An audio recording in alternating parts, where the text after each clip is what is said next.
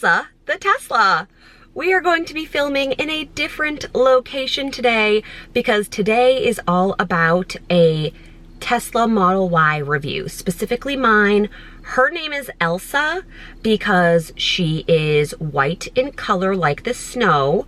I did get to pick her up in November, which is close to winter, and obviously I love Disney, but Elsa is just a reconfiguration of a lot of the letters in the word Tesla. So a lot of nerdy thought went into naming her. I'm gonna apologize if you hear continuously a cricket sound.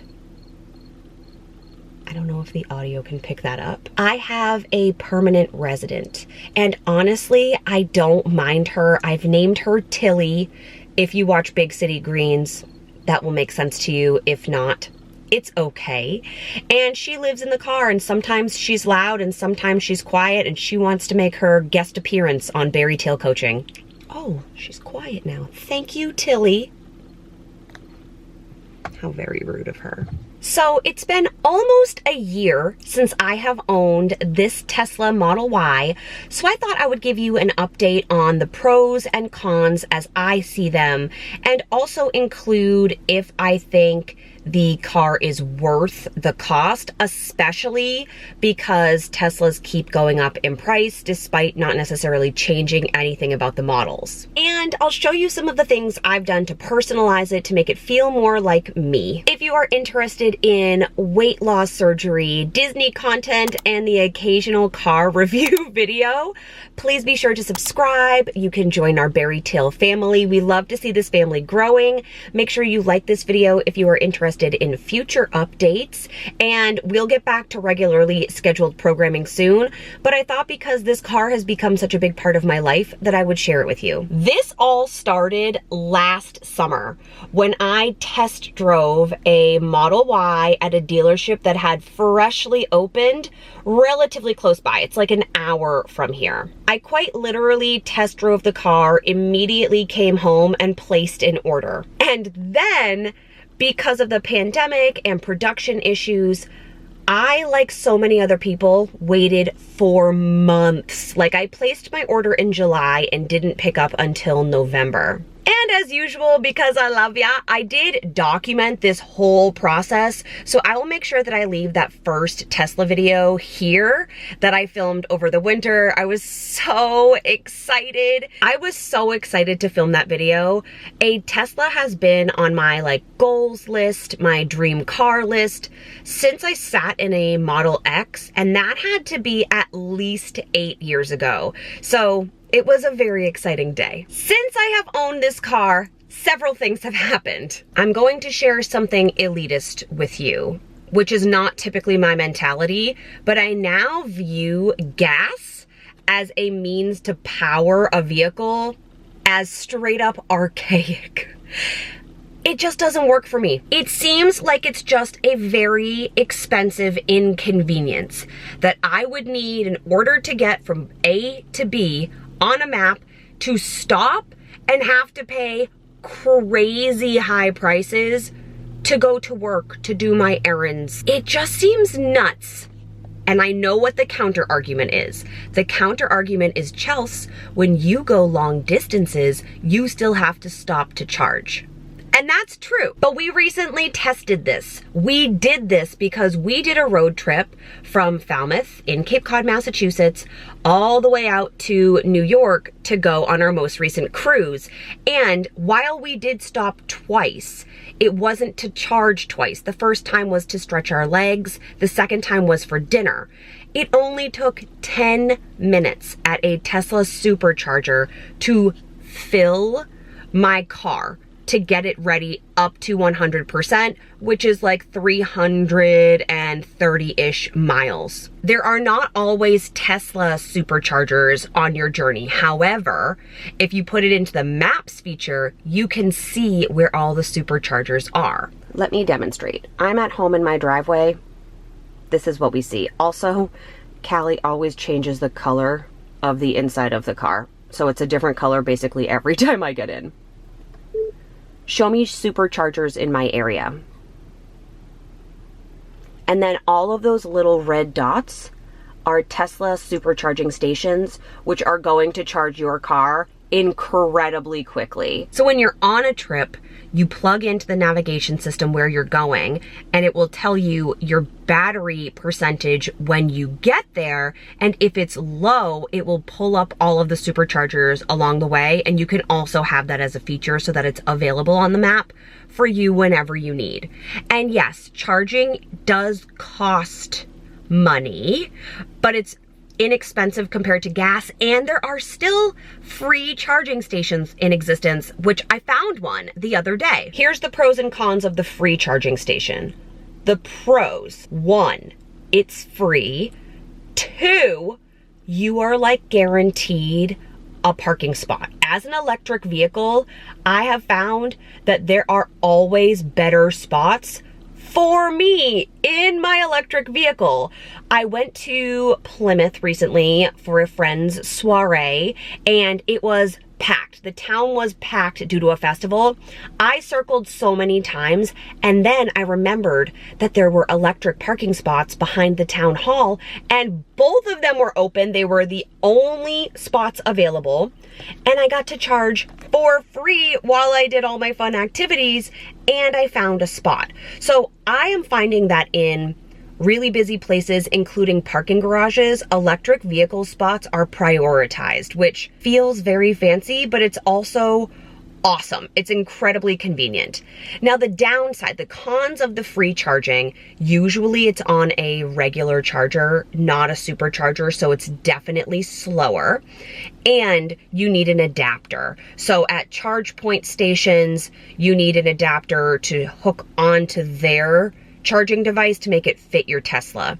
These used to come like standard with Teslas, and now they are an additional fee. So we did get one when I purchased my car, and if Mark decides that he wants a Tesla also, we'll just share that one and make sure that we have it. I keep it in the trunk in that like extra space in the back. There's so much storage in this vehicle. If you are interested in seeing just how much storage, we fit like 12 to 13 bags in this car.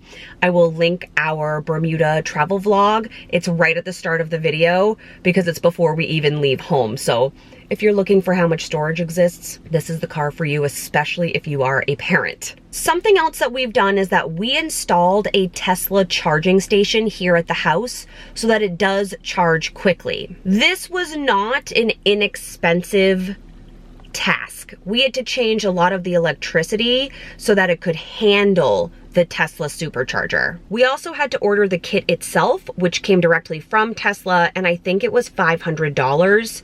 But I'm going to show it to you so that you know what it looks like. Okay, it's embarrassing that I'm even showing you how badly wound up this is. This is what happens when I do it. Mark always makes it look really nice. And please ignore my messy garden also. But this is our Tesla charging station. You can see that we like replaced the panel on the house.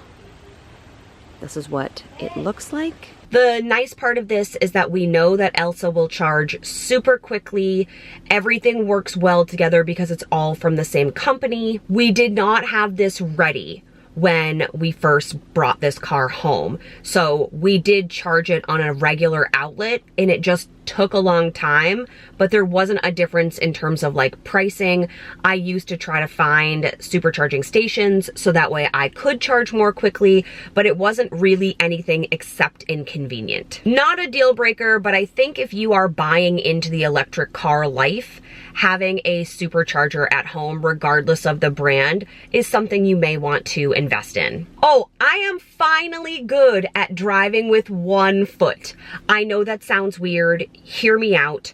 So in a gas vehicle, you have the gas pedal and the brake, right? We know that. Same thing in an electric car, but when I take my foot off the gas pedal, can you call it a gas pedal if it's not gas powered?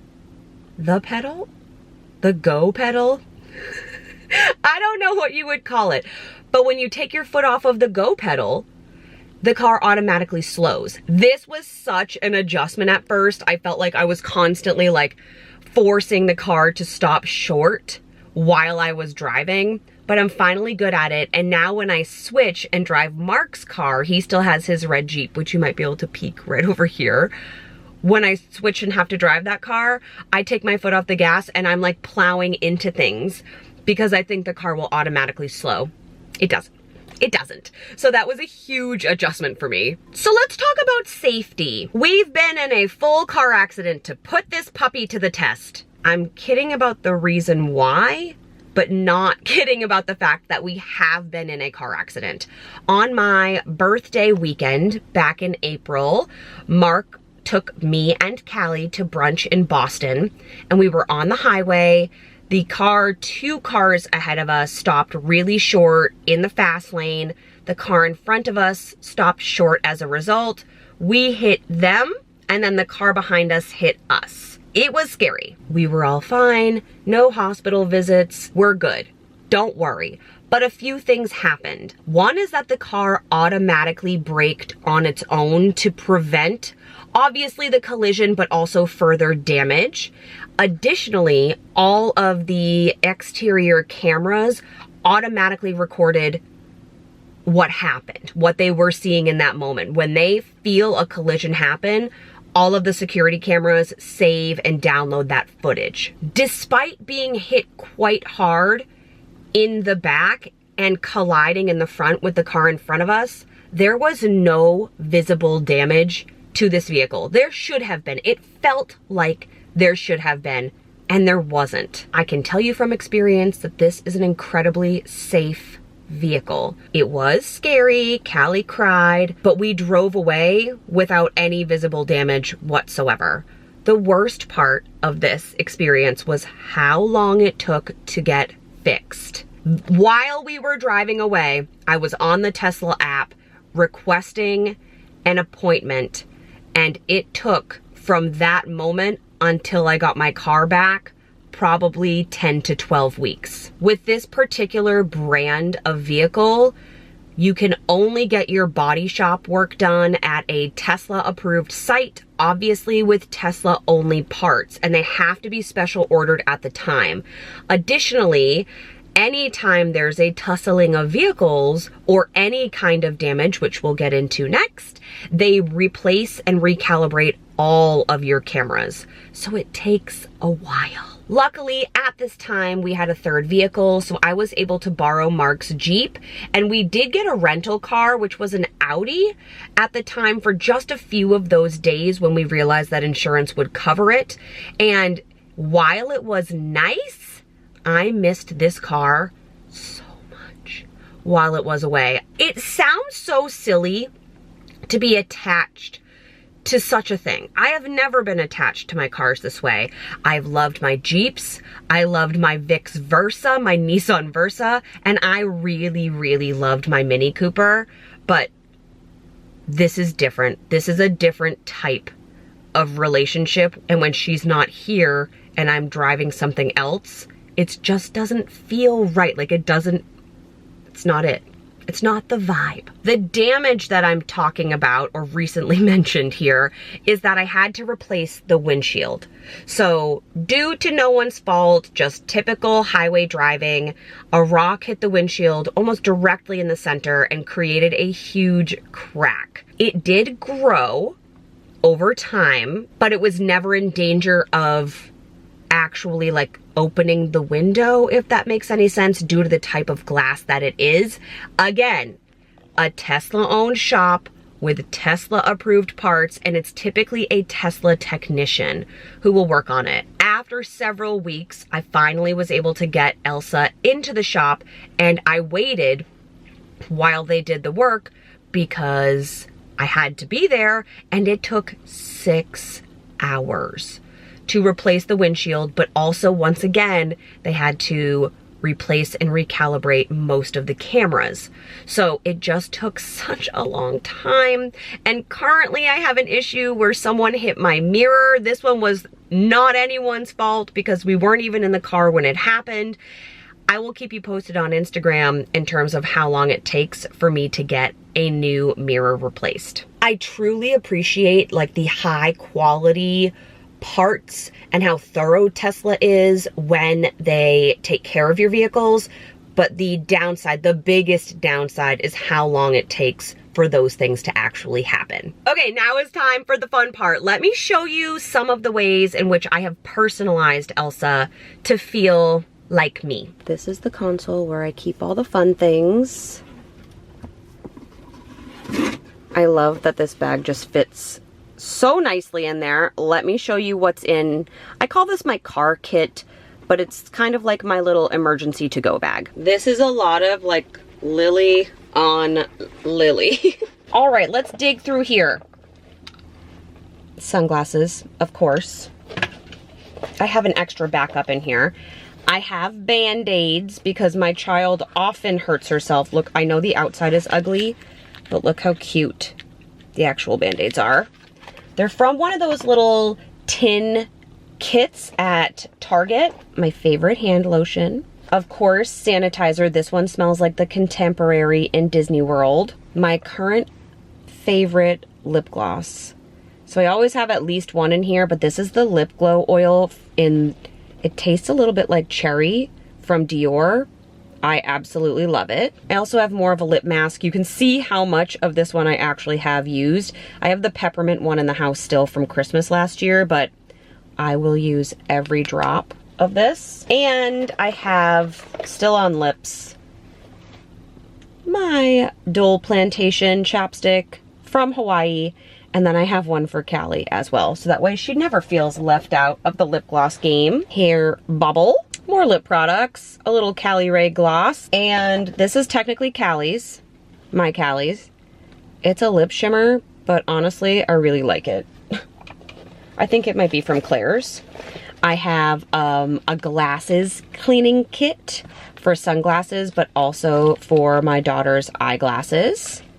I have a makeup remover, Cottonelle wipes for all things. And then I do have unopened toothpaste, a toothbrush, and floss. Because apparently we're all about making our lips and teeth pretty. A Duffy pen for the essentials when you have to sign things in the car. A tiny deodorant. This is just a little roller ball of perfume. It's called Volcano Capri Blue. It's very fresh smelling.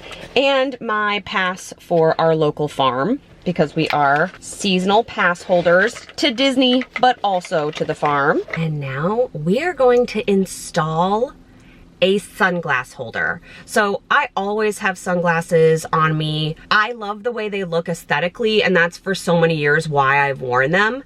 But then recently, in taking more care of my skin the past few years, I'm really trying to like work on these lines around my eyes, including preventing them. And my eye doctor said one of the best ways to do that is to wear sunglasses. So I always have a pair in the car. You saw the ones in the Lily bag. I tend to bring them with me when I'm going anywhere, like to match my outfit. So I always have them. I use them to keep my hair back. They're the multi-purpose accessory that we all need. And one of the downsides of the Tesla is that it does not come with an easy place to put them. There are cup holders here, but I'm usually using both water, protein shake, etc. So I don't often have a place to put my sunglasses. Such a first world thing to worry about, but there's a solution, it turns out. I am going to link this product in the description box below, but it is a Tesla specific, Model Y specific sunglass holder that's inexpensive, doesn't damage your car, and is supposed to be really easy to install. I'm going to bring an assistant in for this, but let's do it. This is what the sunglass holder looks like. Installation is supposed to be really easy, but I have an assistant today so that I could direct. Kind of slides right onto the top part of the fabric. That's it? That's it. So if we ever wanted to take this out, it would be easy to take out too? 2 seconds. And it didn't damage any part of the car? Wow. What's that tool? Show me that tool. It goes up underneath and... Thank you. Welcome. Have you ever seen that episode of Friends? Could I be more excited? No. Look at this. It clipped right in. That's me right there. Hi. Let's christen her. These are from my FabFitFun summer box. Oh, and they're big. Look how big this is. I love an oversized sunglass. This is one of those little life luxuries that make my life so much easier. Do you see how this matches the fabric? Oh, I'm in love. And not only that, I have a discount code for you if you are interested in this sunglass holder, which is going to make my everyday life more magical. This is that type of product. And because of how easy it was to install, if ever I wanted to take this out, I could, and it wouldn't damage my car. So if you're in a situation where you are renting a Tesla or leasing a Tesla, you could still use this product and it wouldn't hurt your vehicle before you had to return it back in. I am thrilled. It's not in the way of any of my buttons. I love this. I love this so much. Let's close this Tesla review out with my overall thoughts. Let's wrap this video up by talking about, do I think this car is worth it? You have heard how much I love this car. I hope that's coming through. It's not an ad for Tesla, although I would recommend an electric vehicle 100,000% of the time based on how much money I am saving on gas, how well it performs, and how quiet it is. I love all of the facets of that. Anyway, at the time of locking down the pricing for this car, my payments are around $500 a month. Now, keep in mind, I did put money down, and Tesla has gone up fairly significantly. Getting messages, you can hear what that sounds like coming into the car, since I purchased this vehicle. So I think you have to justify your car payment plus what you're currently paying in gas. This is not the most expensive car in the world. There are hundreds of fancier models, even in the Tesla family. I have not been a super fancy car kind of gal. So for me, this car payment felt like a huge step up because my car payments were never more than $300 with previous types of cars. So it's all relative, right? It's all relative. But in general, I would say that yes, I think having an electric car when gas prices are this high is super worth it. It's incredibly safe. It's spacious, but not too big for me. And I am hoping that it will last me at least a decade. I'm putting that on record here. I am known to want to switch my cars up every 3 to 5 years, but I think there's less wear and tear on a Tesla internally. There's no engine, there's no oil change, there's no gas filtration system. I think it just gets to run nicely. And the biggest expense is replacing the battery should I ever need to do that. So yes, I do think it's worth it. At least it is for me. I don't think anyone should be living outside their means financially. I am not a financial literacy channel, but I worked really hard for this car and I'm so grateful that I get to drive it. It makes my commute more joyful. I love everything about it. And I did show you Santa mode here on YouTube in a short, but also in my first Tesla video. And I love that the software updates keep rolling out. So that's one of the nice things, is that your car is never out of date because it gets regular software updates where they fix bugs and add silly fun things. Like some of the people who work at Tesla, I think their job is just to make this car fun. So yeah, that's my overall review for you. If you are interested in the sunglass holder, it will be in the description box below. I hope this was enjoyable. I know it's a different kind of content. It's not necessarily going to be regular, but I do get questions about the car, so I thought I would shoot you an update this week, and we'll go back to our more regularly scheduled programming next week. Thank you so much for being here. I love you. If you have any questions, please leave them in the comments below. I hope you're having a magical week. Love you. See you next week. Bye, friends.